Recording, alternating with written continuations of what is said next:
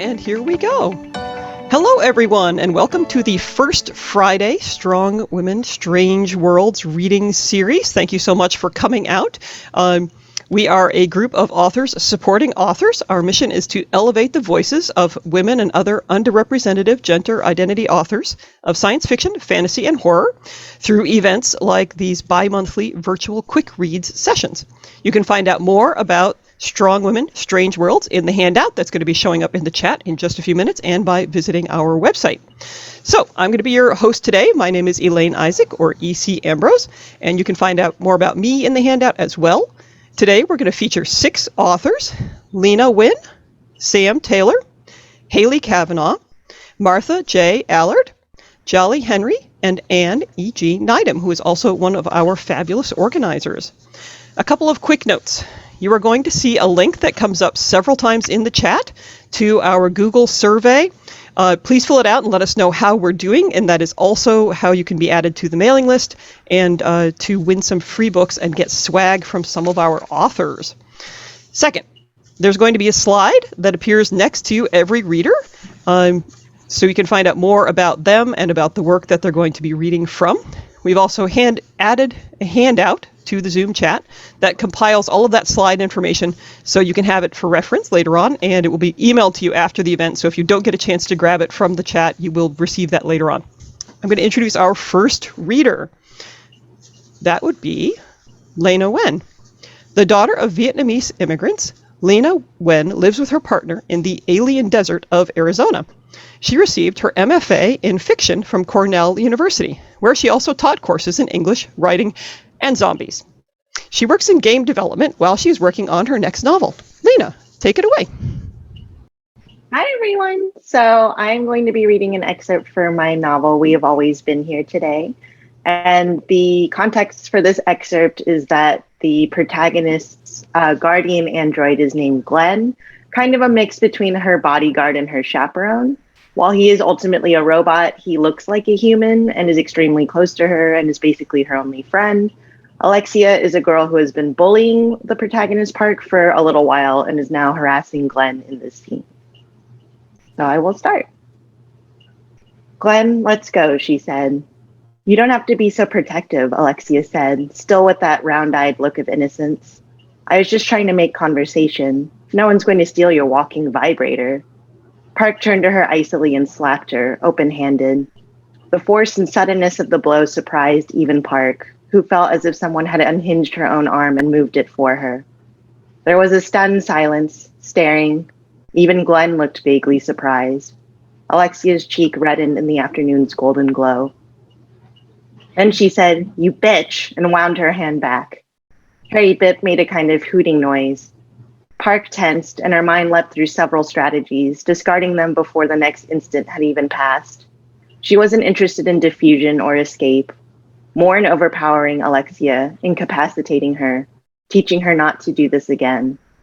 How much could she hurt her without veering into the domain of the criminal? And would Harry intervene? Park wouldn't win if it was 2 against 1. She had no more time to think. Here came Alexia's hand blurring through the air. Park rounded her shoulder to fend off the blow and said against her will, "Stop." Glenn moved suddenly. His hand clamped down on Alexia's wrist, catching it in midair. The contact made a hollow clapping sound. Then he looked at Alexia and said quietly, "I'm sorry, but I will not permit this. You will do no harm to Grace Park." Alexia gave a kind of scream, a horrible sound, like a train whistle in a movie. "Get off me," she shouted. "Don't touch me, you fucking clunker." At this, Harry Bip lunged forward and swung his open hand at Glenn's head, roaring like a bear. How absurd, Park thought blurrily as she watched him stumble forward, pinwheeling his arms to maintain balance. It was like an old cartoon, all of them standing there trading slaps. Glenn, who had faded backward with the blow, said, "That was dangerous. If I hadn't moved, you could have damaged your hand." "Glenn," Park said, and he released Alexia's wrist smoothly. "I apologize," he said to the girl, who was clutching her wrist as if it was in danger of falling off. "I am first and foremost Grace Park's guardian. My protection protocols." "Help," she was shrieking. "Help, it's attacking us." Some passerby had witnessed the altercation, 2 businessmen and a female student. Park saw that they were hurrying over. Whether they knew Glenn was an android, she didn't know. Perhaps all they'd seen was two young couples squabbling. But no, she thought. If they thought that, they wouldn't bother interfering. She could see in the whiteness around their lips that they thought they knew what was going on. Rogue android, they were thinking. It's finally happening. We've known it all along. The riots never really went away, Park thought.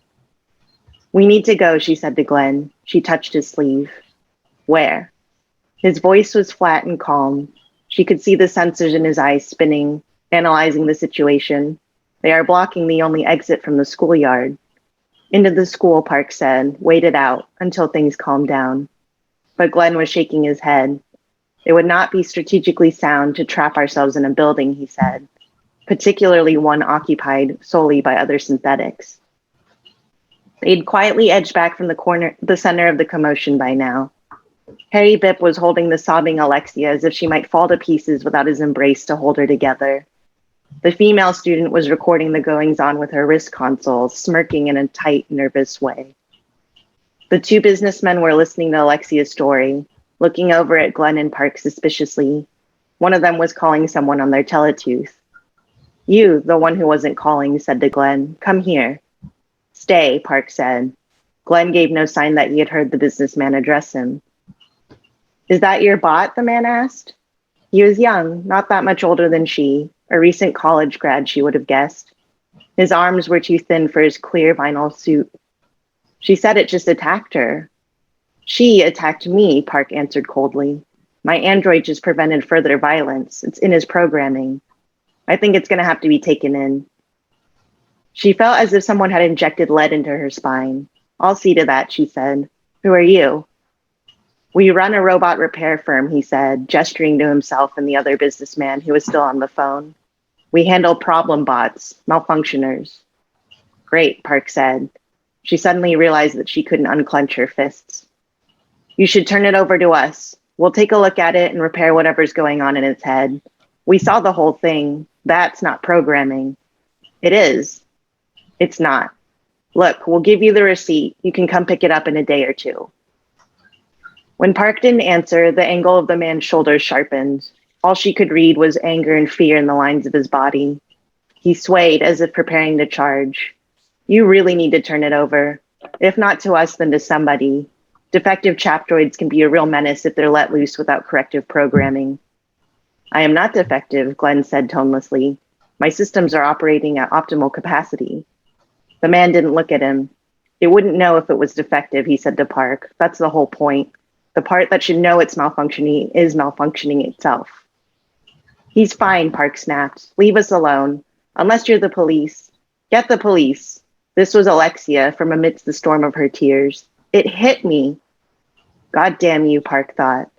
But before she could reply, she saw the younger businessman nod to the older one, who was now off the phone. There was a crowd of people in the schoolyard now. Students who hadn't gone far and who had returned when they heard the commotion. Excited laborers and office workers on their routes home from work. Someone said, turn it off, the switch is in its throat.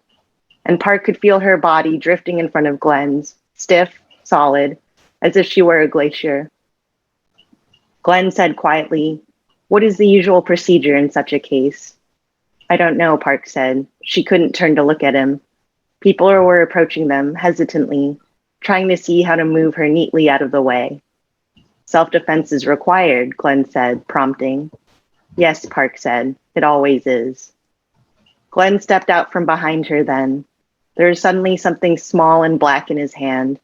Park couldn't see it clearly from her periphery. He said calmly, please let us exit peacefully. Now. That was all he said. But everyone stopped. A kind of hard, frozen silence fell over the crowd. No one moved. Even Alexia stopped crying. She only stared at Glenn, then at Park, with that classic round-eyed look like a startled infant. Glenn put his hand on Park's back with infinite gentleness and said, thank you. We will leave now.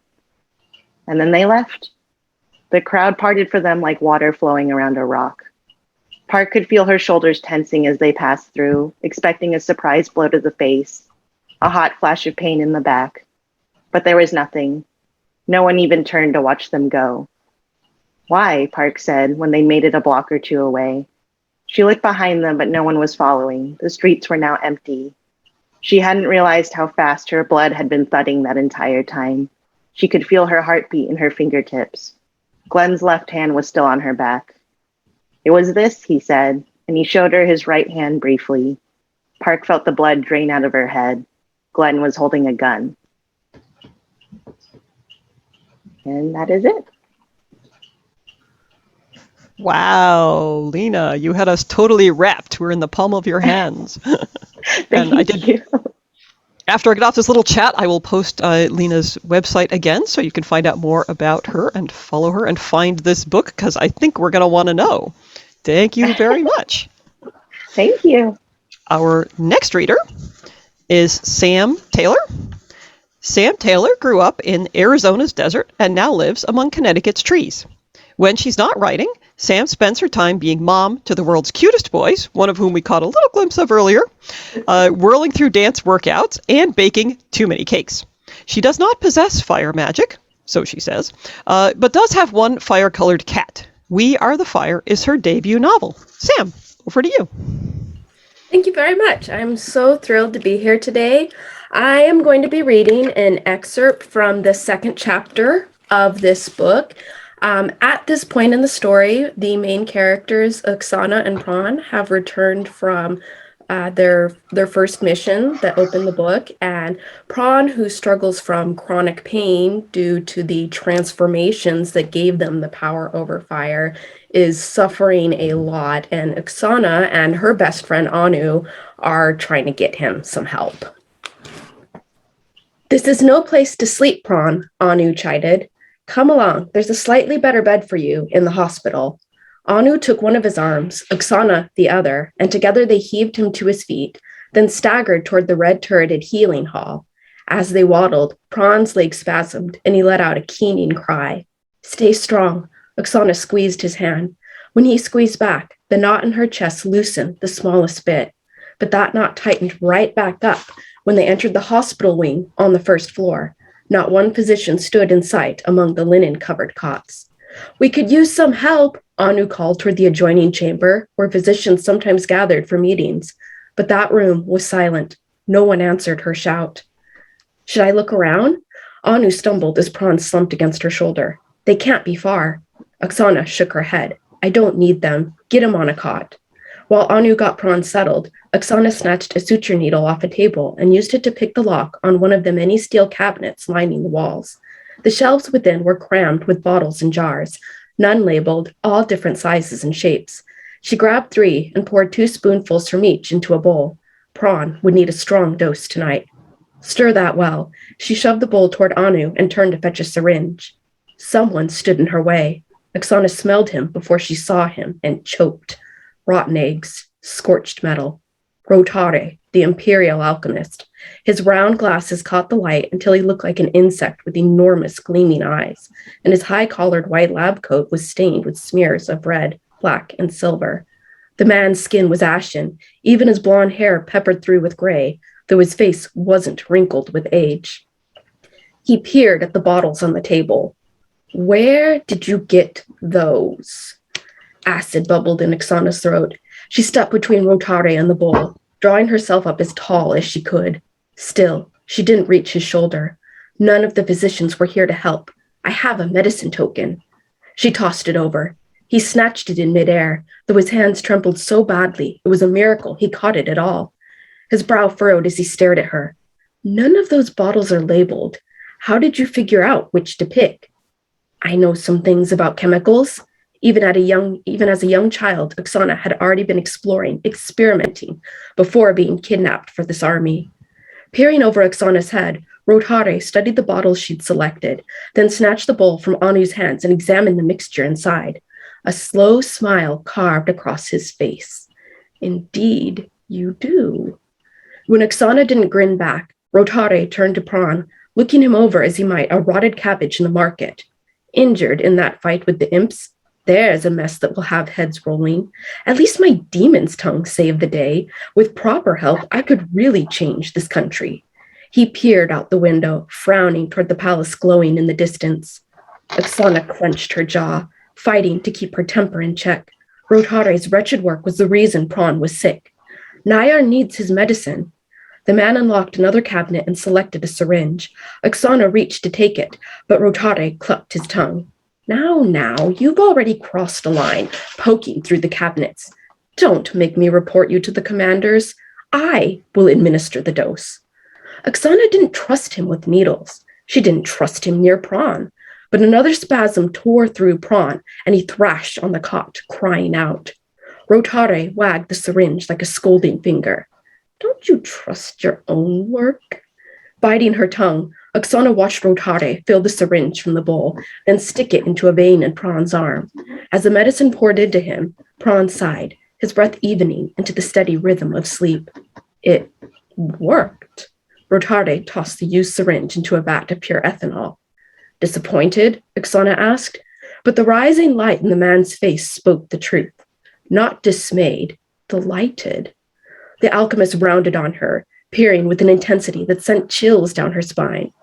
What else do you know about chemicals? A warning knell echoed through Oksana's heart. Nothing of interest. Rotare's grin widened to a smirk. Care to change that? I could teach you a thing or two. I've even gotten demon's tongue to burn underwater. Tell me that's not more interesting than medicine for crippled toolies. Bastard. Oksana yearned to toss a beaker of scalding serum into his face. I have to get back outside, she said. Commander's orders. Beyond the windows, shouts erupted like firecrackers, commanders' voices calling for attention and order. With a scowl, Rotare stopped from the room. Oksana didn't follow, sinking instead onto the cot beside Prawn. She yearned to hold him, but didn't dare. Affection between toolies wasn't forbidden, but anyone who displayed dedication to something, especially someone other than the army, invited trouble. So she settled for the smaller comforts of a mere comrade, pulling off his gauntlets and unbuckling his antlers and greaves. So We Are the Fire is out, available wherever books are sold, and for today's event, I'm also giving away one signed and personalized copy of We Are the Fire. That giveaway is limited to recipients within the U.S. simply due to shipping costs, but for anyone international who enters the giveaway, anyone outside of the US, I am offering a swag pack. We got a art print of the Demon's Ballad, which is featured throughout the book, very important to the story, a signed bookmark, and a character art sticker. I'm almost out of these, so this is one of the last ones available. So sign up for the giveaway and you might get a chance to win one of those prizes. Wow, that looks like fun. I have started putting author stickers like that onto my laptop. So. Oh, yeah. And everybody's admiring your antlers, both in the story and out of the story. So. Yes. Thank you very much for that great reading, Sam. Thank you so much for having me. Our third reader today is Haley Cavanagh. Haley Cavanagh is an award-winning author, military veteran, wife, and mother. She is an alumna of Columbia College, a musical theater nut, and she loves to dive into any book that crosses her path. Haley resides with her family in the United States and enjoys spending time with her husband and children when she's not writing. Thank you, Haley. Thank you for having me. Hi, guys. Okay, so let's just dive right into it. I'm going to be reading from award-winning novel Retaliation. It's the second book in the Ocean Stone Initiative series. So this is a sci-fi. So this is a fun one. I normally write romance novels as Roxanne D. Howard. So this has been a departure, and I really had a good time writing these books. It's something that I grew up as a sci-fi nerd, so I love this kind of stuff. All right, this is chapter 1. On Earth, Sakota had trained on the anti-gravity simulator in the Ocean Stone Corporation labs and learned how to withstand the turbulent effects of space. Nothing could have prepared her, though, for the reality that she'd encounter in the Andromeda Galaxy. The crash course had shown her the harsh realization that gravity is 10 times more powerful than the wildest currents of the ocean, but her training paled against the relentless strength of the black hole. She peered outside the window of their emergency capsule as it hurtled towards the giant hole, sucking everything within its grasp. Her stomach plummeted. They were next. Dakota sat next to Astraeus, open-mouthed and speechless. He led them here, deliberately. Did he know what he was doing? While their new intense relationship had formed on a chaotic whirlwind, she believed she could trust him. After all, he did save her. He'd helped rescue her, Hisoka, and Tatiana from the alien attack that had wiped out their entire crew.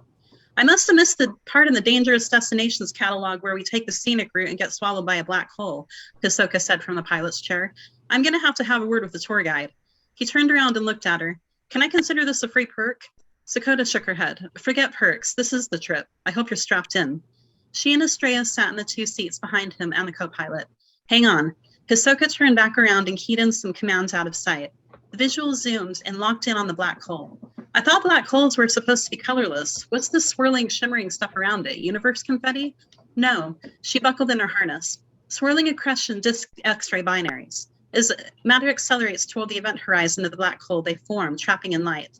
Think of it as fancy lip liner for the black lipstick that's about to soul kiss us. Yeah, there's one person in the entire universe I want to kiss, and that's Tatiana. Hisoka swiveled in his seat and raised his palms to Estrellas. Look, dude, I don't doubt your skills here as you saved our ass multiple times. Thank you, by the way. But have you traveled through a black hole before? Estrellas folded his arms, making the patches she'd repaired at his midsection and the left arm of his black armored suit stand out. No, only through IPC-approved simulator, under guidance. Oh, spiffy, now he tells us. It's sucking us in. Sakota put a hand to her heart, awed, as the pod gravitated toward the darkness. These holes are the most destructive force in existence. Light can't even escape it. How the hell are we supposed to have a chance? I'm not the type to be a party pooper, Hisoka said, having swiveled back around. But when Estrellas mentioned he knew an indirect route to get us to safety faster, I had something more non-threatening in mind when I let him program it in last night. He turned his head to his girlfriend, Tatiana, who joined them with an MRE packet in hand. She dropped into the seat next to him. Hey, sweetheart. Hey, Zvezdamoya. Well, we're all going to die. On the plus side, I found these cookies and cream flavored ration bars in the food storage panel. Tatiana tore open the wrapper she held. 2 butterfly stitches covered Tatiana's left eyebrow, where Sakota had treated her while she lay unconscious the night before. Instead of stitching a laceration, she'd used an enhanced surgical adhesive she'd found in the first aid. I guess they figured the Marines would be hungry, Tatiana said as she broke apart the crumbly bar into 4 finger-sized sections. She looked around. Hey, it's better than we get in the gulag. Sakota took a piece from Tatiana and glanced at Hisoka. Have you been able to contact Earth? No, Hisoka sighed. We've lost contact. There's food stored under the floor panels, enough to last for a while, but without a signal and no way to contact home, we're floating in the dark. The pod's power supply isn't enough to get us back. This batshit black hole idea is the only real chance we have at anything. Estrellas reached out and put his hand on Hisoka's shoulder. It will work. I hope so, man. I hope so. Earth wouldn't know what happened to them for weeks, and even then they might assume the Sleipnir encountered trouble while sending telemetry, which wasn't out of the norm due to standard satellite interference from solar storms. Dakota bit into a piece of the cookie bar. Crusty texture, but edible. Sweetness filled her mouth. She hadn't eaten in over a day. Energy coursed through her deprived body as she finished her portion. She swallowed and turned to Estrellas. Please tell me you know what you're doing here. I know what I'm doing. Estrellas grazed his thumb along her chin, his eyes shining with confidence. His dark, heavy stubble had grown into a beard, which brought out the light blue of his eyes. They'd found him in space, having escaped the Oryx attack on his people. He came from Upsilon, an exoplanet with precarious hazards on either side. One half of Upsilon was full of active volcanoes, while the other half remained frozen and inhospitable. His island formed a paradise in the center, perfectly sustained, lush and green. Galaxies have interconnecting sheets and ribbons around black holes, making travel possible, Estrellas continued. I was trained in interstellar travel in the event of an emergency. They made sure many of us knew how to use it. They designed a simulator to be real and live, and I've used it many times. You need not worry. Yeah, but using a simulator might give you an idea of what to expect, but nothing is the same as the real experience. This won't be a test drive, Estrellas. This is the real deal. The gravity pull is unlike anything I've ever seen. It's towing us in as we speak. She gestured. Hisoka's not even driving. I'm aware. This is normal. Okay, do you know where we're going? Is it a planet or a space station? The destination I've set is for a planet in a distant galaxy, but if we get thrown off course, we will go where the black hole takes us. Oh, great. Hisoka swiveled around. And you didn't think it was worth mentioning us, I don't know, yesterday, before we got sucked into the swirling vortex, that it's not 100%? Sakota frowned at Estrellas. How do you know it's safe? It's not entirely. There have been rumors about people disappearing when time and space converged into one. Her mouth fell open, but a myriad of alien races has traveled the black hole for years, he hastily added. It's an intergalactic highway and our best possible option. I haven't traveled by one physically because there's a risk in time delay. It progresses the age of certain smaller planets in specific galaxies. My planet was not among them, nor is this galaxy to my knowledge, but there's a risk. It's easier to communicate remotely every hour and perform a head count because it can stem into years of travel if the course is altered in the slightest. An alarm went off in Sakota's head. Wait, how significantly? How many years are we talking about here if it all goes topsy-turvy? It differs from planet to planet. He held her gaze, his blue eyes intense. The 8-pointed star shape of his pupils caught the light. Some planets don't suffer effects of travel, but for Upsilon and Earth and outer planets, which have similar ratios and hours in the day, decades and centuries can pass with one voyage. This is why no one from my planet ever attempted it, though we had delegates from other planets come to ours. She pressed a hand to her mouth. Are you saying if we go into the black hole, there's a possibility that Earth might age by tens to hundreds of years by the time we get back? He nodded. This is, of course, the worst case scenario. I have no reason to believe it will go badly, but I thought you should be prepared. She exchanged glances with Tatiana and Hisoka, who were now both turned around and looking at her. Tens to hundreds of years, it's unthinkable. So I'm going to stop there. But anyway, they go to the planet and there's a lot of shenanigans that ensue. So I hope you enjoy that. Shenanigans indeed. That sounds like a great beginning, and I think a lot of people are now a little bit worried and maybe not buying tickets for the next destination on this flight. Thank you very much for that very exciting reading, Haley. All right. Our fourth reader today is Martha J. Allard. Martha J. Allard writes dark and contemporary fantasy. Their short story collection, Psychic Surgery, is about love and magic in unexpected places. Their forthcoming flash fiction collection, Fairy Tale Logic, will be out next year. The stories will be about the magic of aging and living on the fringes. Thank you very much for joining us, Martha. I can't wait to hear what you read. Me too. So this is a flash piece. It's going to be really short because I'm bad at reading. The book will be out next year. This is about my love of crochet, and also it's about waking up one day and realizing you're old. So, and it has a happy ending for someone. So here we go. The name of the story is Crochet Work. Adela remembers her youth through a kaleidoscope of silk and lace. She sees only snatches of the strong girl she once was, all dark hair and wild laughter. Now frailty envelops Adela in its arctic and needle-light embrace. She tends the hearth. She clears away cobwebs. In the evening, she sits and yearns towards the warmth of the fire. Echoes of music, that laughter, flail in the air like sand on the wind. Adelia ignores the sting. She has nothing left for the girl she had been. It's exhausting to hold a grudge against time and isolation. Every night, a slim silver hook waits in her lap. The reflection of flames dance along the shaft, turn the hook to a tiny piece of moonlight. A single sliver of magic left to her. At last, she picks it up and warms to her grasp. Adelia's other hand rises to her sunken chest, between the pearl buttons of her dress, between her breasts. She plucks up a thread, unspools it from behind her sternum as she tugs. She hooks, stitch by stitch, the translucent fiber. Each stick she pulls up from herself is a dream captured, this one for the man she couldn't rid herself of, this one from the woman she never kissed, this one, the interlock, next upon last, next upon last. She works for days, a week, and then who knows how long. The fabric shimmers, the hook flashes. She reads fragments of memory now, comforting or sad. She finds them equally beautiful. She no longer bothers with the fire in the hearth. The work in her hands makes light enough now. Sun fades from the window, winter swaddling daylight into a thick gray blanket over the world outside. Cold seeps through the walls, cracks her fingers, and she bleeds, making faint pink stains on the diaphanous strand, blood mingling itself on the fabric as she shapes it with her hook. More of her in the work. Her skin thins, eyes weaken, the hollow in her chest widens, Her hands ache. The work takes on an almost human shape. Thread made of Adelia's skin and bone and blood builds it, infuses it with stolen warmth. It wakes from its dream of making. All it feels is bitter disappointment and moments wasted. It knows it's been made of a cast-off life. It writhes as Adelia works now, reaches to catch her finger, pulls it to his mouth. Hungry, it bites right through her skin. Adelia is not frightened. The work is beautiful. And that's it.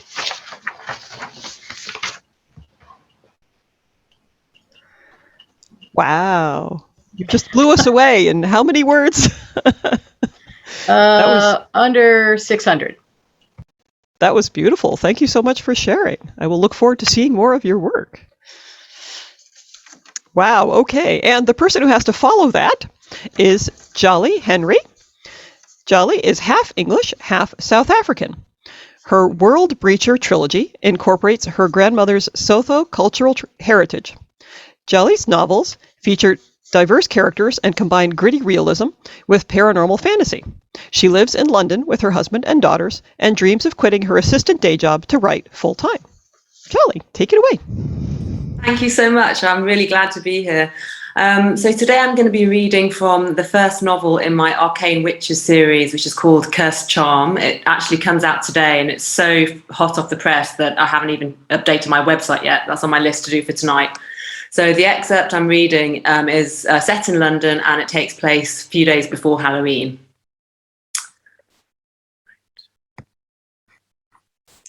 Clenching my fists, I sprang into action. I darted into the alley and stood before them, my body squared off and ready to fight. Get off her right now. The man growled and removed his mouth from the woman's neck. He was wearing fangs and fake blood dripped from his mouth. She'd also put fake blood and a fake wound on her neck. It was very convincing. It was a shame they hadn't made more of an effort with the rest of their Halloween costumes, but I had to hand it to them for dressing as a couple. A vampire and his victim. Nice touch. The woman looked at me and spluttered in terror. Help me, please! I cocked my head and looked at the man. You heard the lady. I think she wants you to leave her alone. He looked at me and snarled. This guy was really going full-on method acting with this vampire thing. I was impressed at his commitment. Back away, bitch. This is none of your business. He turned back to the woman as if I was no more significant than an ant. The woman screamed again and tried to push him off her. I inhaled and centered my stance. If this guy wanted to go a few rounds, he'd picked the wrong delivery lady on the wrong night. There was no way I was letting this rapist simply go back to his rapey business. Right, that does it. I'm giving you one more warning. Take your hands off the lady, step away from her, or I'll make you. All at once, my rage started to lift and a feeling of clarity descended upon me. I assessed his physique and started figuring out the best way to take him down. I'd sparred with guys bigger than him before. Sure, he had the advantage of size, but I'd bet he hadn't seen the inside of a gym in a long, long time. I'd bet even more that he'd never done any fight training. He looked at me dismissively, then his expression changed. He stared deeply into my face. His eyes took on a haunting, glassy quality, which I found strangely mesmerizing. When he spoke again, his voice was soft and lilting, almost comforting. Walk away, you were never here. You never saw me. You will have no memory of any of this. I creased my eyes at him. Listen, dude, whatever David Blaine hypnosis shit you're into, it's not working on me. So I say again, leave the lady alone or I will hurt you. I may not look like much, but believe me, I can bring the pain. The man shook his head slightly and blinked at me as if offended. Oh, will you just fuck off? He may as well have pressed the big red button painted with the words, nuclear detonator, do not press. I launched myself at him, flying through the air like a cannonball. As I leapt, patterns of light swirled around me, and once again I tasted something metallic. Time seemed to slow down, and as it did, I saw lights that I hadn't seen before.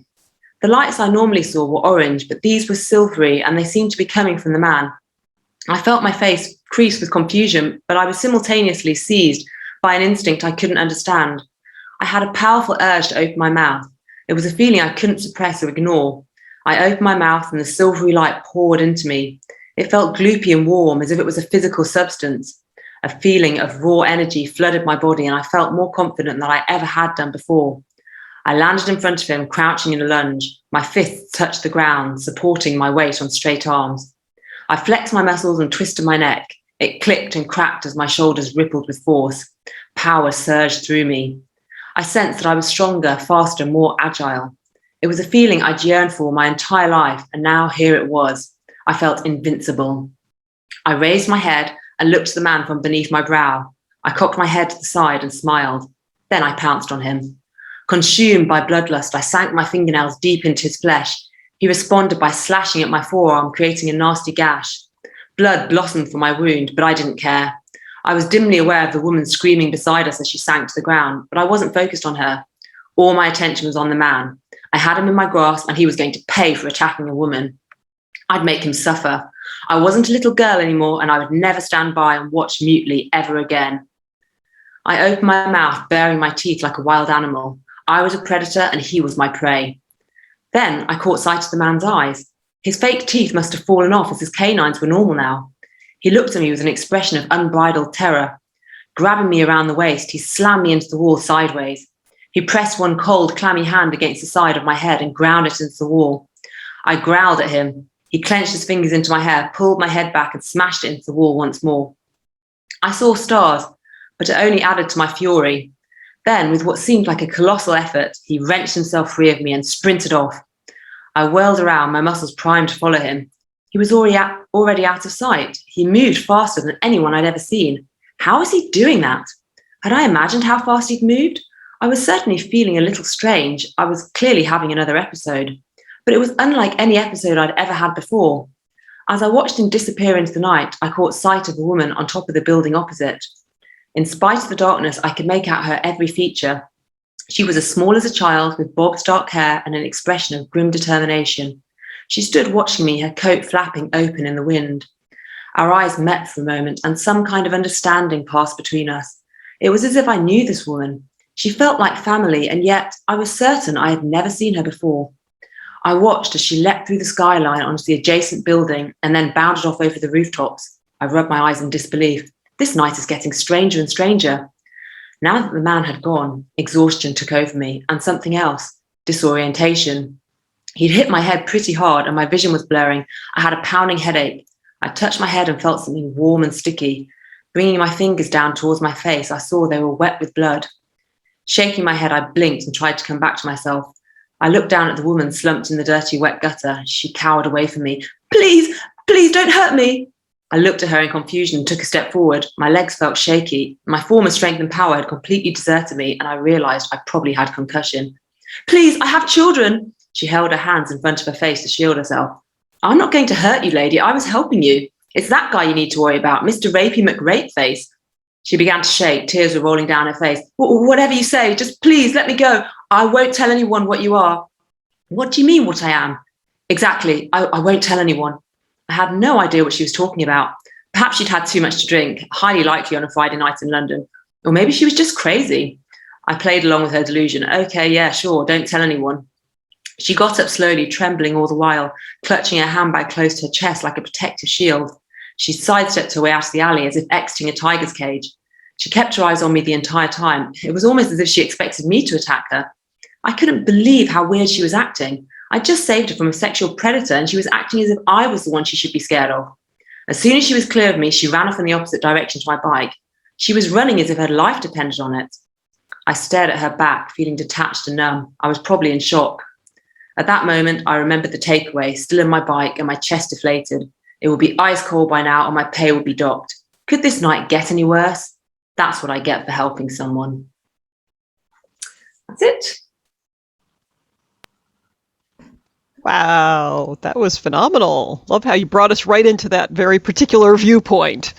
So that was a great reading, and we would all like to help you celebrate your book birthday. So, woo! Thank you. Thanks for joining us. Our final reader for today is going to be Anne E.G. Nydam. Anne has written and illustrated books for all ages, from preschool through adult, and makes relief block prints, which you'll see on the cover there and in other places, of the wonders of worlds both real and imaginary. She is never at a loss to find something interesting to observe and learn about. But all that sharing of wonder leaves little time for housework. Oh well. She focuses on the important things, obviously. Anne, over to you. Thank you very much, Elaine.